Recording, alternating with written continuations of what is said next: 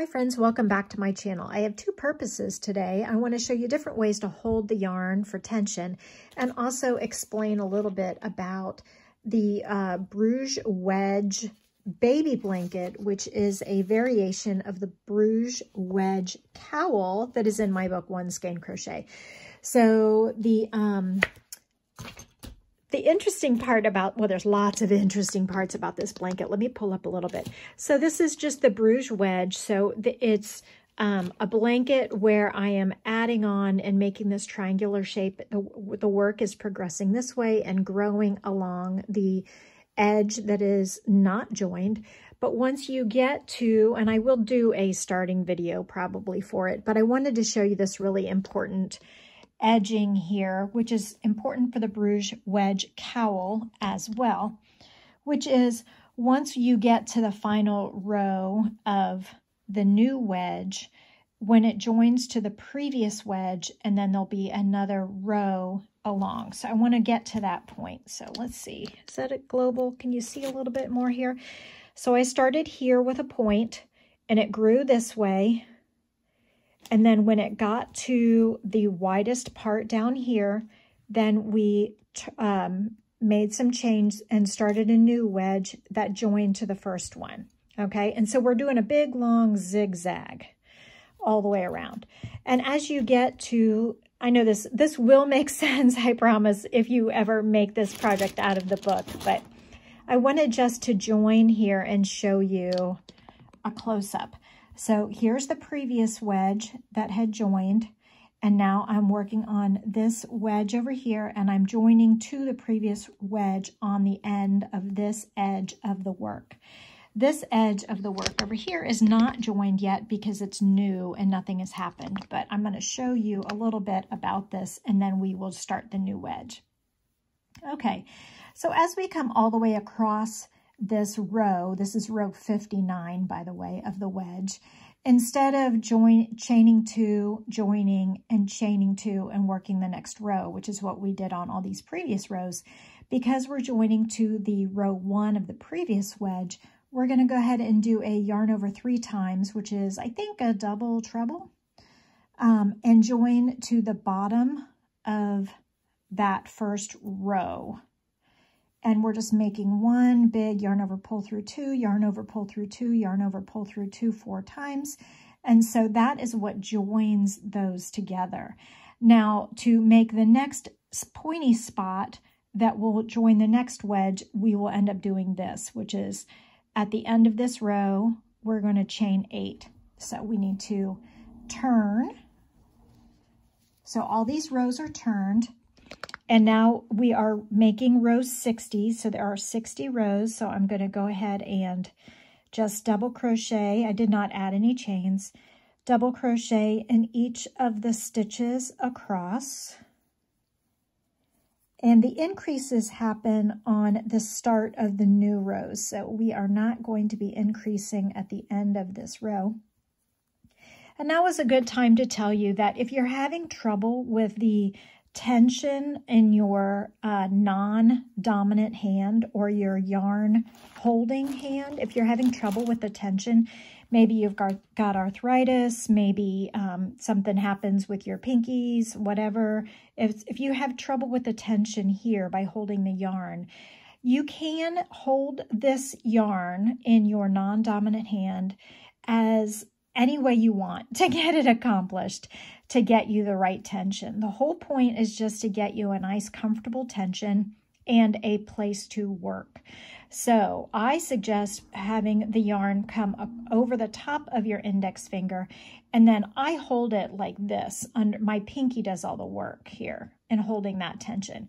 But if that's too hard on your pinky or too tight on your pinky, you can do whatever you need to do, including wrapping the yarn this way and holding the tension between fingers this way, if that works more comfortably. This is so uncomfortable for me because I've been doing it the other way since I was 8. So it's really difficult for me to do. But you do you, practice a couple different holds and find the one that works best for you. Now, when I am knitting, I go like this. So I wrap my finger around my pinky and then over my index finger and work like this. So if that works, that might help. And then if you need further tension, you can always wrap it between fingers more. So wrapping it between fingers gives you more tension. Fewer fingers gives you less tension. So, it's hard for me. It's hard to change my ways after all of these years. But certainly if I had a problem with my pinky, then I would work on doing something different so that I could still work. Now let's see, is there another way that I could do this? I'm sure there's a way to go under your index finger and then across fingers. And I just want to do it. I just want to do it the other way because that's the way I've been doing it. So yes, you can do it like this if that works for you. So whatever works for you, please do it. So try different ways to wrap that yarn around your fingers, around the palm of your hand. You could probably even wrap it somehow over your entire palm and wrap with your thumb if necessary. Okay, around your whole hand, but see, I'm still grabbing it with my pinky because that's what's natural to me. So do what works is my lesson for the day. Okay, so as we get along the edge here, thank you for that little aside on the tension. And I know that I wrap the tension. You can see I can wrap the tension pretty hard around my fingers. So that either means that I keep too tight of tension or that I'm dehydrated. I'm not sure which, maybe a little bit of both. But it should not cut into your finger. If it does cut into your finger, it's either you're keeping too tight of tension or, I mean, I've literally gotten burns there before. Or you're crocheting too much and you need a break, or you need to put a Band-Aid over there to give it a rest, which I have had to do before.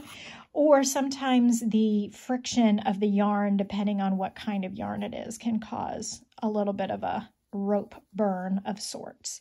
Okay, as we get along to the other edge of this wedge, we are going to start a new wedge. So we are just finishing up the widest part of the wedge, and it's time to make a new wedge. So I'm going to chain 8. 1, 2, 3, 4, 5, 6, 7. Oop, that one's a little loose. 8. And I'm going to turn my entire piece because now I'm starting a new point and working this way. So with my new point and working this way, I have chained 8. Give myself some slack. And in the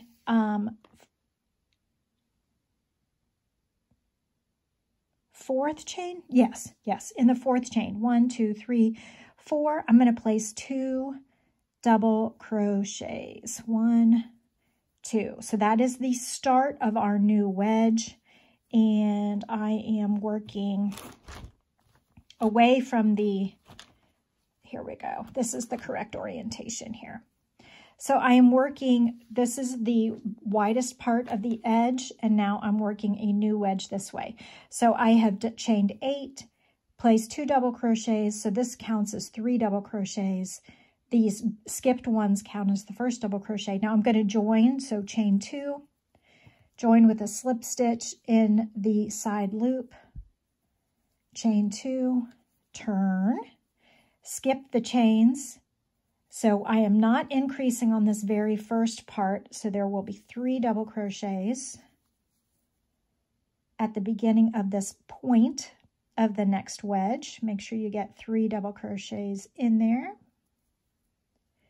Now we will do a chain 5, which is the side loop. 1, 2, 3, 4, 5, the side loop of the next wedge. And this probably makes no sense to you all, but here we go. So we're skipping the first 5 chains, and in the first double crochet, this is where we're increasing now and the rest of the wedge. Every time you're starting a chain 5 and you're turning, you are increasing by placing 2 double crochets in the first stitch, and then double crochet 1 in each of the double crochets across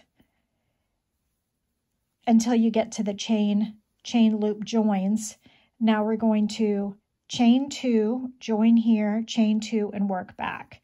So chain 2, 1, 2, join with a slip stitch in the next chain 5 loop of the previous wedge, slip stitch, chain 2, and turn. So now we are skipping all the chains and double crocheting 1 in each of the double crochets across. No increasing when we are working on this return wrong side row. Okay, so when we get 1 in each, then we're going to chain 5, 1, 2, 3, 4, 5, and turn the work. And can you guess?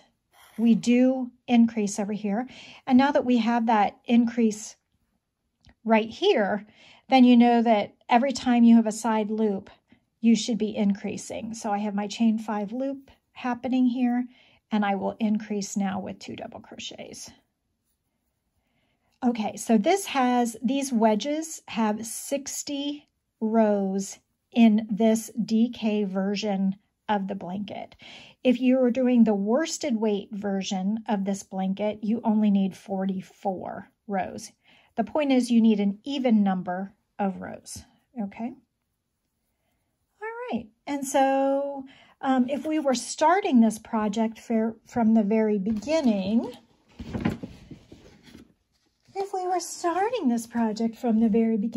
is there some yarn here where I can start a new project for you? Oh, where's this going?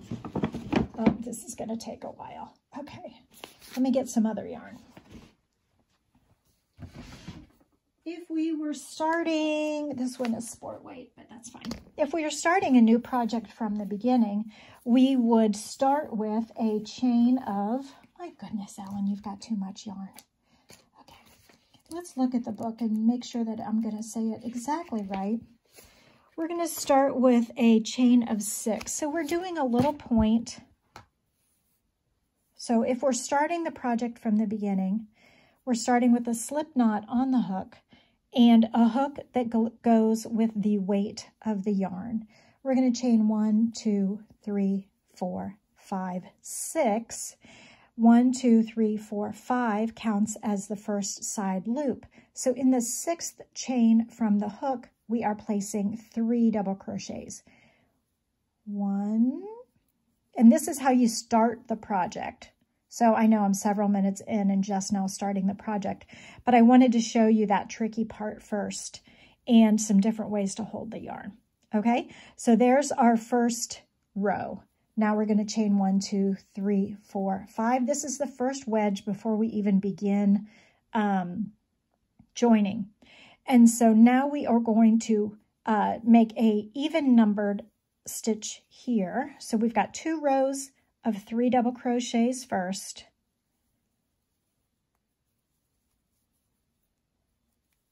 Okay, so the side loops help us count. Over here is row 1, over here is row 2. We're going to chain 1, 2, 3, 4, 5, and turn.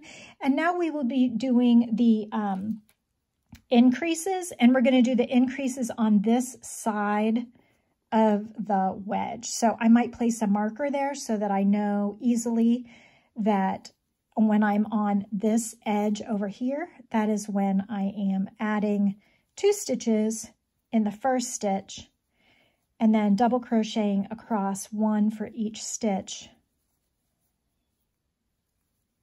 And then chain 5 and turn, 1, 2, 3, 4, 5. And I am not increasing right here because I'm increasing on this edge only where the marker is. So this one just gets 1 for 1. So we're getting the same stitch count for 2 rows before the next one. So there's like rows 1 and 2 are only 3 stitches, rows 3 and 4 are 4 stitches, rows 5 and 6 are 5 stitches because we're just increasing 1 every other row. Yes, that makes sense. Now we've turned and we're on the side of the stitch marker again, so it's time to increase by placing 2 stitches in the first stitch. So whether you're doing the worsted weight version of this blanket, you would be making a total of 44 rows.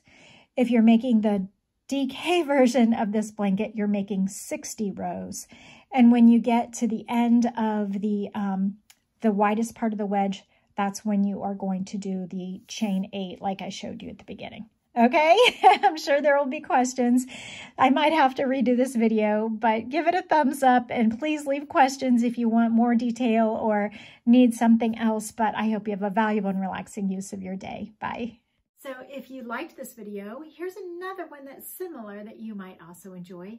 And here is the video, the last video that was uploaded in case you missed it. Everyone, please like and subscribe.